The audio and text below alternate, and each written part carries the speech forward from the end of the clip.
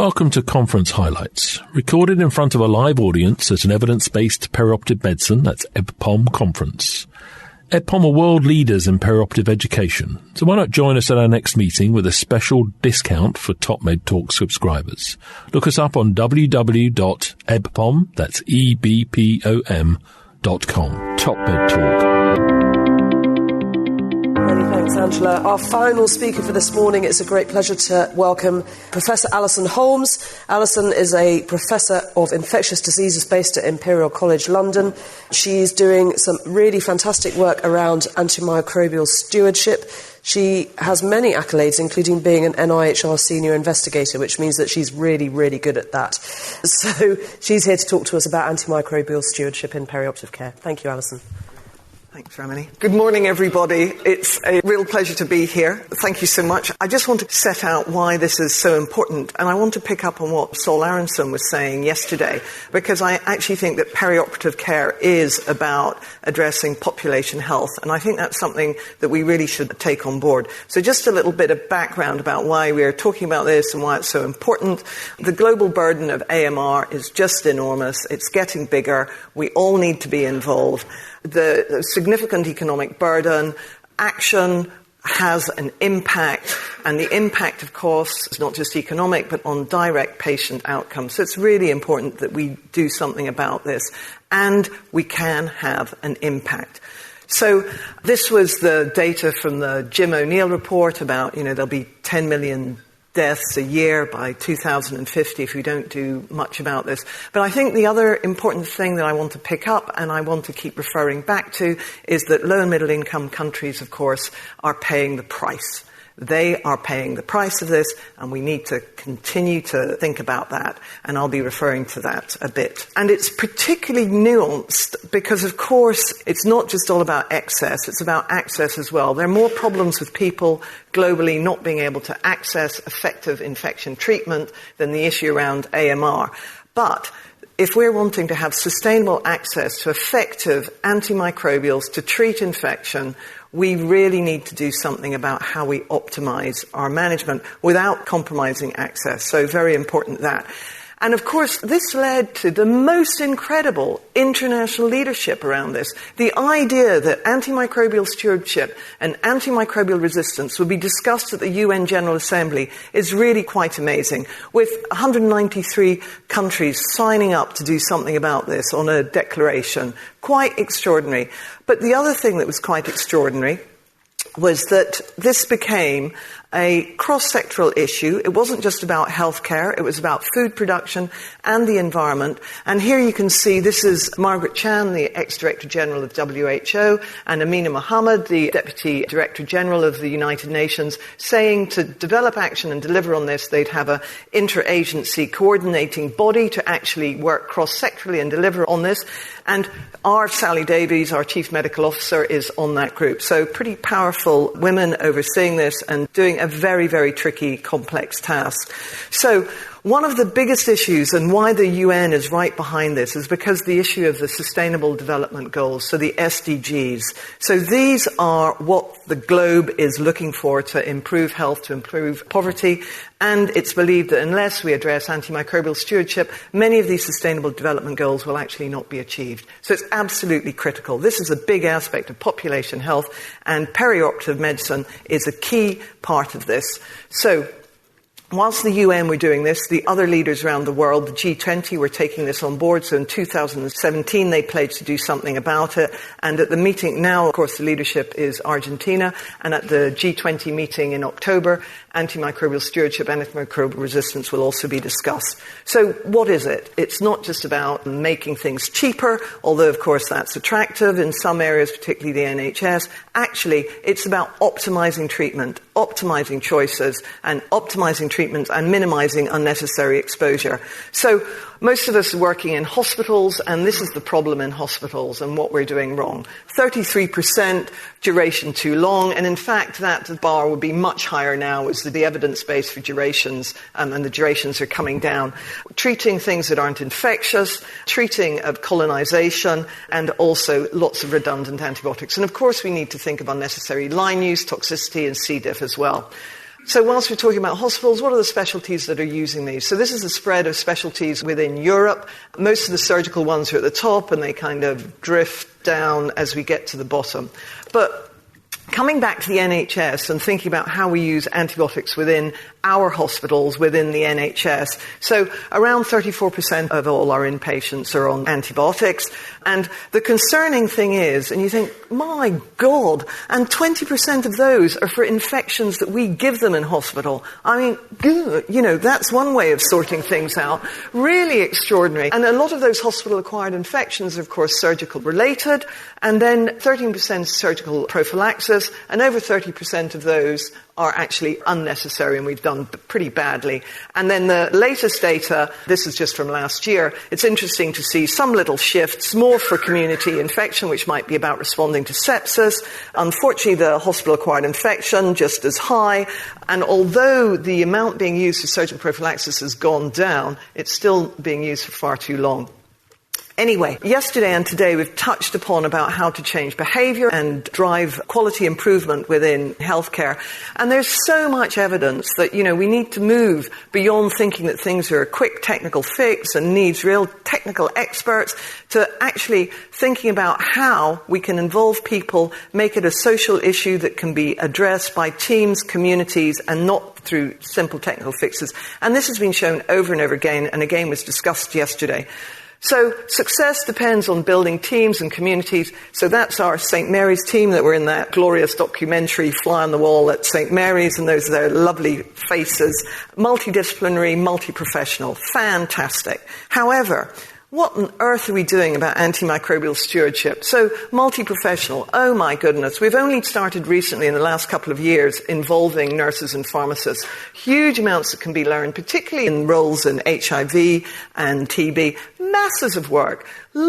Huge, complex work. And nurses and pharmacists. We've run programs for pharmacists. The development of roles in Australia and the US are so enormous, and yet in the UK it's only taken us the last couple of years to drive this forwards. And this is colleague Esmita Sharani, who's at the moment working in Kerala with an amazing group of pharmacists, Amrita Hospital, looking at antimicrobial stewardship. Nurses, largest workforce in the world. We need to be using them more. Absolutely extraordinary, and we need to be doing much more about this, and lots is happening in this space, which I'm pleased to report, and real movement to engage nursing leadership in antimicrobial stewardship. Fantastic, lots happening there. However, those are the multi-professional angles of this. Fantastic, let's work with our nursing colleagues and let's work with our pharmacy colleagues.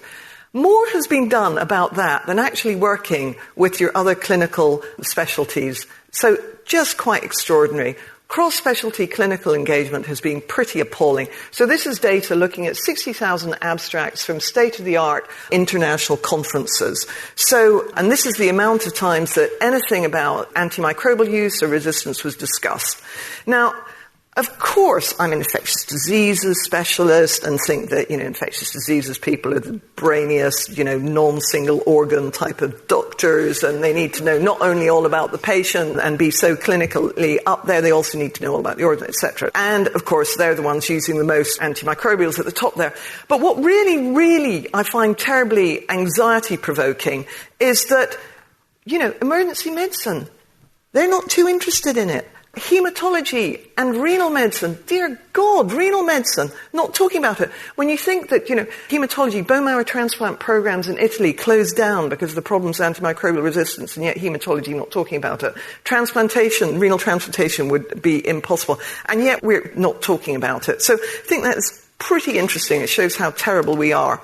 And this is a big questionnaire around the world on asking surgical teams. I think it's a little bit pathetic that nurses don't feature there, anaesthetists don't get mentioned there. I appreciate they might be under intensivists, but even so, I think this is really not too great. I think we could do better. And we haven't even got to patients, by the way. I mean, I'm not covering that there, but that's something we're really interested in and have done a lot of work in. And interestingly, that papers are being rejected in the UK because they didn't think it was was relevant to talk about patient engagement and involvement within secondary care about antibiotic choices. Extraordinary. Anyway, surgical specialties responsible for a huge amount, and there's been a large paper in the Lancet about what would happen in the modelling around if we even lost a little bit of sensitivity, the impact on surgery and on cancer. Quite extraordinary, and most around the perioperative period, of course.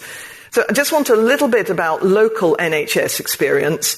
Surgery, there are patients using it for far longer. We are seeing also poorer compliance. We're seeing horrible outbreaks of carbapenem-resistant enterobacteriaceae costing millions. And the other thing is, we need to move away from thinking that it's all about surgical site infection. It's not. There are many other infections. And the other thing we need to think about is the complete overdiagnosis of hospital-acquired pneumonia, and that antibiotics have a diuretic function. So that overdiagnosing of pneumonia is something that perioperative experts really need to get involved in.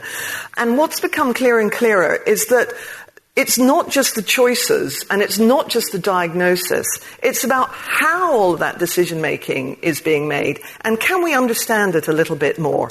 This has led to some really nice qualitative work, and it was a real pleasure to work with Liam and now Ramani, looking and trying to dissect out a little bit more about where is the decision-making. So this paper is, I'm just putting up a few points here, but it was a massive kind of qualitative study, a lot of ethnography in this, and of course it came up yesterday with somebody talking about pain management, about being peripheral to the role of surgeons.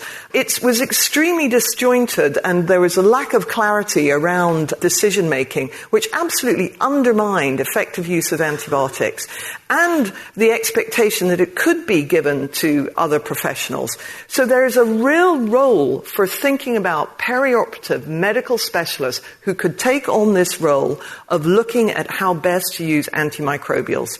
So much opportunity there.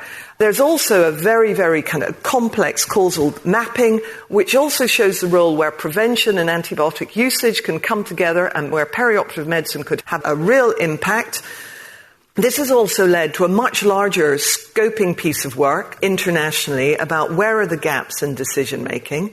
And we picked up again about this issue about lack of clarity. There's also an issue about who's taking responsibility for prevention. And also, we absolutely need to know a little bit more about the culture and team dynamics. And that is context-specific. How we make diagnoses, really important. And the other thing is, as I mentioned before, some of this is a problem with lack of access to antibiotics. And we may think this is a developing world problem, but can I just remind you, within the NHS, this last year, we've had the most enormous problems with the most basic antimicrobials and shortages. And I'm sure within your own trust, you've had to radically rethink how you use antibiotics, and from tazocin to gentamicin shortages. So just coming back to the ELMIC context, this is completely going to undermine healthcare. I cannot stress enough that particularly gram-negative resistance will undermine the delivery of healthcare. It will absolutely not only devastate clinical outcomes now, it will completely interrupt our capacity to innovate and take things forwards. An enormous problem. A big paper in 2018 in The Lancet by Bicard et al. Showed the massive problem that this is, and how infection is one of the largest components of these poor outcomes in post-surgery in this large African study. Okay. I just want to pick up on this issue about surgical site infection and a huge attention on what can be done to prevent infection. We need now to do a lot more about what we can do to optimize antimicrobial prescribing, which will have an impact not just on that patient, but on your next patient and also on society at large. And I think it's time that we move away from just looking at SSIs and do a lot more. And I'm delighted that we've got funding from the ESRC, and this makes a real difference at Imperial, where people aren't known for doing social sciences. And this is a nice collaborative piece of work with South Africa, India and Kerala, and also with our expert anaesthetist, who there are very few of in Rwanda, also working with us. And very pleased to be working also with Ramani on this, and I hope in a year or two's time she or others will be able to come and maybe talk about this at this meeting again. Thank you very much indeed for having me. Top Med Talk. Nick Majerison here. Thanks for listening to Top Med Talk. Now, before we let you go, it's important that we remind you to subscribe to Top Med Talk. That way you'll never, ever miss another episode. Also, if we could encourage you to join us on social media, Twitter, Facebook, LinkedIn, YouTube, pretty much every single social media platform, we're there. Join us. And finally, check out topmedtalk.com. If you go to our website, you can subscribe to email updates. That way we can always tell you where we're going to be, what we're going to be doing, and how you can join us. topmedtalk.com and click on the section marked email updates. Finally, Top Med Talk is proud to act as the broadcasting arm of EBPOM, Evidence-Based Perioperative Medicine. We'd love you to find out more about them as well. ebpom.org is their website. That's ebpom.org. And if you go to ebpom.org/meetings, you can find out about some of the wonderful meetings that we attend and cover across the year here on Top Med Talk. That's ebpom.org/meetings.